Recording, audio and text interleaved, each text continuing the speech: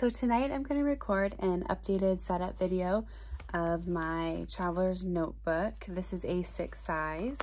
This notebook is from Estelle. They are in Canada and they shipped really quickly.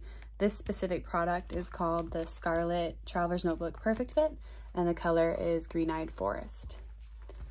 So I am still using this as my wallet. I've been using a traveler's notebook as my wallet for years now. If you've been here before, you're probably used to seeing me in a standard size notebook. I did go ahead and move to A6. I'm 6 months into A6 and I really like the smaller size and also the decreased weight so far. And there were a couple of things that I changed just a little bit to make it pretty easy for me to keep my same exact system in this size. Before I forget, these dashboards are from Chic Sparrow. That's this like plastic covering, so that wraps around. For me, these two skinny inserts. I miss the Foxy Fix ones that were kind of like a secretarial pocket. I could cut these, and I might one day with scissors just to make it easier to slide papers and such in and out. This Lily Vellum, and then the stickers that you see that are kind of coordinating, these are from Sterling Ink. She has her own website now. And as I said, I do use this as my wallet. So right now I have my most used cards up here. Library, driver's license, my credit card's actually behind this insurance card. In case of emergency card also has an if lost, please call information on the back. Not much has changed here. These are some notes about nervous system regulation, a blank card that I keep in here, and that was just the bottom of that ripped off and saved. And this is from Get to Workbook, Elise Joy's organization, paper products and stationery, which I love. This first insert with these sticky notes on, let's do inserts first and then we'll talk sticky notes. This is my month on 2 pages from Paper and Cats. Not much has changed here. I use this for scheduled things, important things, high level things, and sometimes month specific tasks will start here. And I usually use color coding, stickers, sorry. I usually use colorful stickers on these deadline days for work. I used to do a lot more stickering, but this year it just hasn't been, I don't know if not in the mood is the best way to say it. Probably is. So this A6 monthly size has actually been okay. It gets a little tight some days, but it's also synced in with our Google Calendar that my husband looks at as well. So if I need any additional information, it could be in my phone. I don't like to rely on my phone though. And as I said, I am able to get everything in here. This is my habit tracker. It's also from Taylor at Paper and Cats. I have a whole video on how I use this, but it's basically daily tracking. And then I usually do my plants. We were on vacation in May, so it's not a good example. And then I tried to use a Hobonichi earlier this year. So that's all I have in here right now. And this is basically cleaning for me. I have to have like highly specific tasks for cleaning in order to keep it how I want it around here. And then monthly includes things like calling my family. So those are both from Paper and Cats, and I just clip them together with an ollie clip to the month that we're on. And then I've got some stickers tucked in here for Sterling Ink. I use them for June, and I'm going to use this, I think it's Terrazzo collection for July. So something new that I have started using, this is, real quick, back up. This is from Sierra Shop SM Plans. I got water on it. It's a neat print, and I just printed it in grayscale. But I use that for my yearly overview to kind of glance at, and then it also has the week numbers on it. So I use that for reference a lot. These Post-it notes are from Perfectionism prints. Her name's Amanda as well, but she has a series of 6. Actually, I have them right here. Let's see. Oh no, I'm so sorry. I hope that didn't make anybody too nauseous. All right, because we are not starting over, friends. Sorry. Next, inbox, project, talking points, waiting on, and someday. And these all align really well with the Getting Things Done system, which if you're not familiar with, I have a video on it, and I was introduced to it by Brandi Michelle Plans. And of course, there is the book that you can read about it, and tons of other planners use it as well. So these are from her, and I'm using them a few different ways. But overall, my system hasn't changed. I'm still doing a combination of getting things done with some principles from the bullet journal method. So let me put her sticky back here so I remember to talk about it later as well when I talk about my other ones. So we talked about monthly overview, synced with Google, daily tracking, also weekly and monthly. We just got some pictures here of my kids and then our little cousins that are all in the area. This is a medication list for my tita. Tita means aunt, for my aunt. And this is a sticker from Hemleva. And she was donating proceeds of this. It's actually a sun catcher. No, this is not the sun catcher sticker. But she has another one that's also a sun catcher that we need to hang up. So she usually sells pins and plants. Anyway, tangent. This is a 160-page dot grid from Paper Penguin Co. And this is one of the ways that I was able to switch pretty easily into an A6 notebook versus a standard size notebook. So I have some of my older standards that are also like 160 pages, and I used these for years. I don't know how many. But one of the things I did when I switched to A6, trying to like reveal all my secrets here. I'm sure there's like a scribble page. So I have small children. When I switched to A6, I requested Dominique at Paper Penguin Co. To change the grid size, and she has several different options, but this is 0.5 and this is 0.4, I think. It may have done like 0.35 or something. Hobonichi might be 3.5, but I think this is either 0.35 or 0.4 and this is 0.5. I'll bring it a little bit closer to the camera. So for me, that makes a big difference because I can write small enough, and actually looking at this now, it seems just huge. So I'm totally comfortable with this size of grid. My next round of notebooks I ordered in 0.4 just to kind of find that happy medium. Like this could probably be, you know, a little bit bigger, and I don't want this big, so 0.4. But basically you have like, it's like 30 to 35 lines here, and it's a really similar number. You're only losing like 4 lines if you change your grid size. So that has been instrumental in me being able to record the same amount of information as I was in these notebooks. So for 160 pages, I can use that for about 3 to 4 months. So I go through usually about 4 notebooks a year, and I love that. And I'm so thankful. This is, again, Tomoe River paper, which, yes, there are some changes happening. So supposedly they are not going to manufacture this paper anymore. It's really popular because it is so thin, but it also holds up really well to thick ink, fountain pen, even watercolor, and things like that. And you can see how it kind of chunks up over time, especially if you add stickers or ephemera or ticket stubs, things like that. So I ordered a year's worth, which is what I usually do. I ordered a year's worth of notebooks from Dominique in this size. So I won't have any comments or suggestions about Tomoe River paper until at least next summer, probably. So I apologize in advance. There are tons of other options out there, so I'm sure we will all find something that we like a lot. I'm just flipping through my daily pages really quickly. This is just bullet journal style. I started a new notebook kind of in the middle of June, which is part of the reason I love my system. I can start a new notebook at any time. I just start with my weekly overview, and then I do my daily pages. We've had a few extra like familial responsibilities helping with a family member lately, so I haven't been journaling or doing anything as often as I usually do, other than taking care of her.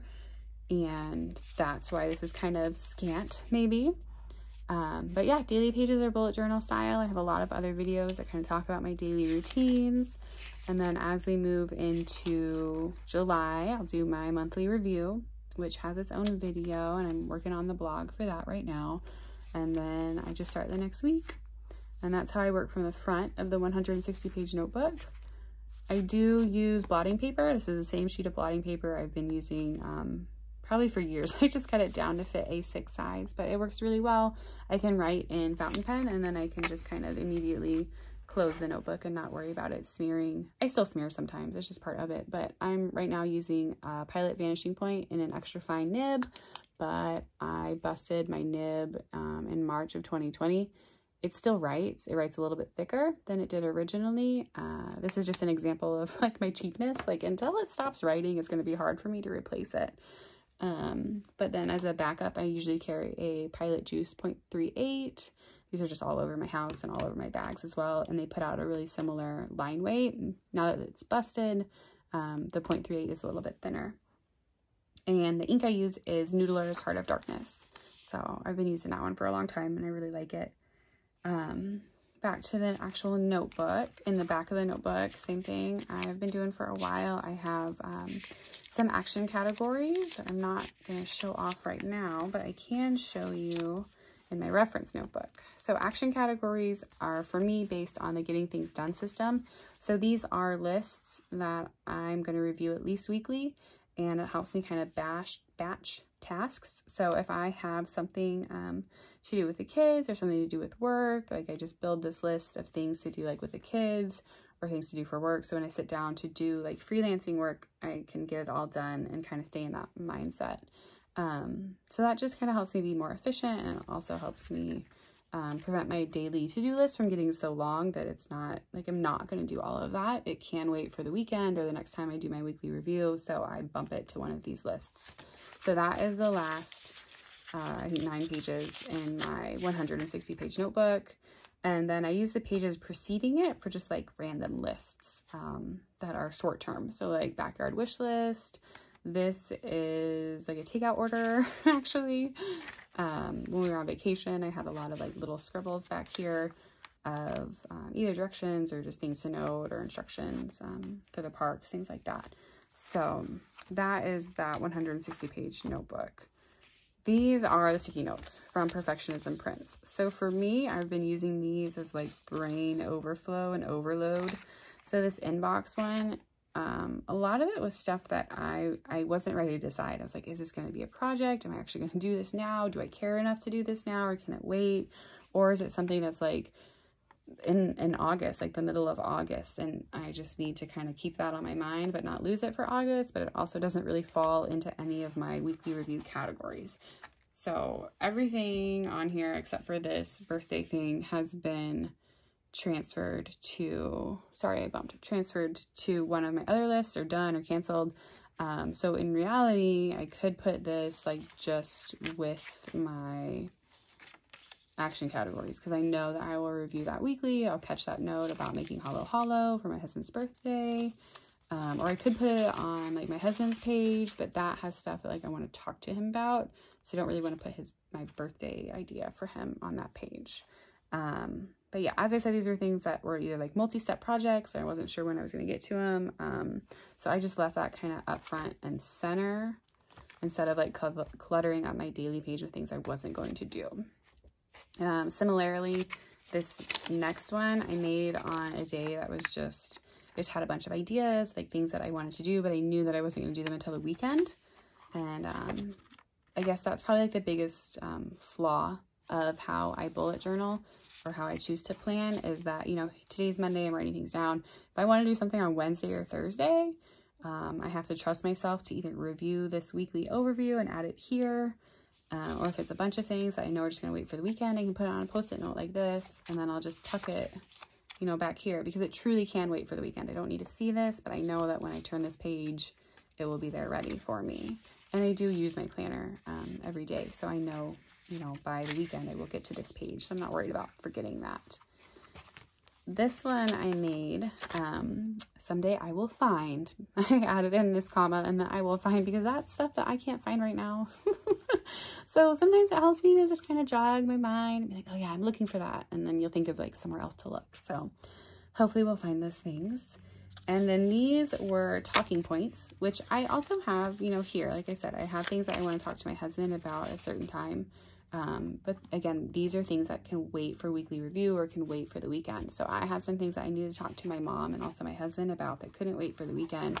So I moved this talking points one right up with my like weekly overview. So it was in the way, it was in my face, I was going to see it, and I was going to get those things taken care of next time I talk to them.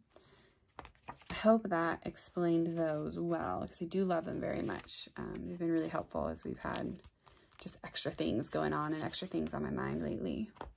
I think I already said these are from Chic Sparrow. And then this is my reference notebook, which doesn't have an index, but now it has its own video. So you can go watch the video that's on my channel about the things that I keep in my reference notebook. It's basically long-term lists, and I'm also adding more information so that when I do set up a new notebook, I can do that as quickly as possible.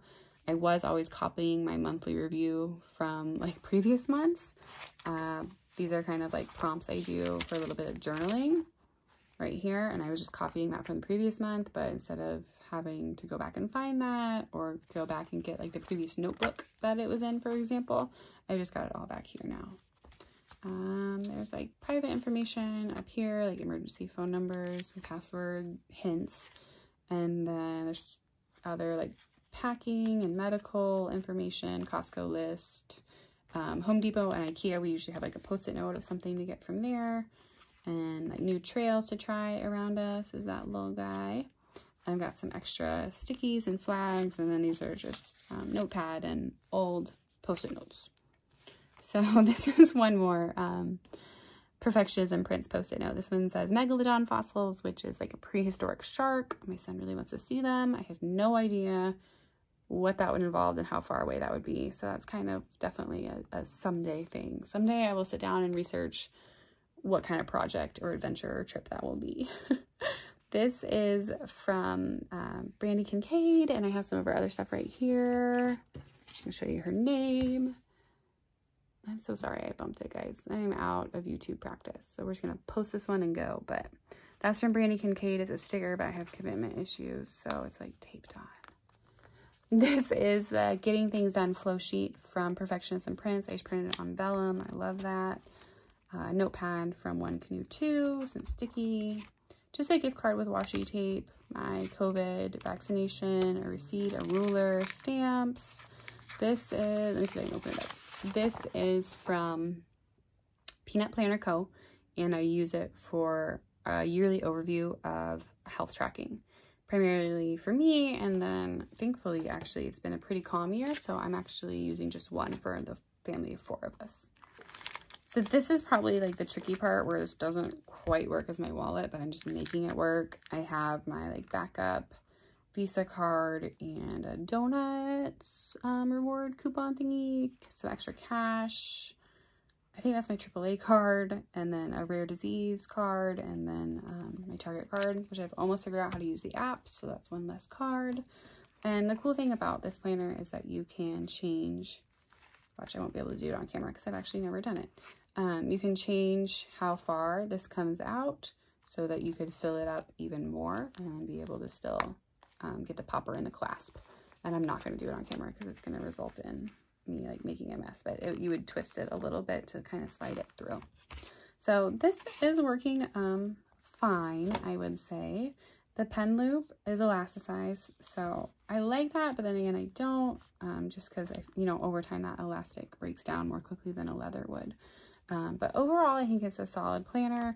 I am going to switch to something else for July. I am waiting on a custom bander spec that is in the same layout as my Social Nomad. It's just downsized to A6 size. So I'm really looking forward to getting that hopefully soon. So if you have any questions, or if I misspoke about anything, or if you have a question about anything, don't hesitate to let me know. I am a bit out of practice, so thanks for bearing with me on this one. I'm not sure how it got to be so long, but thanks for watching.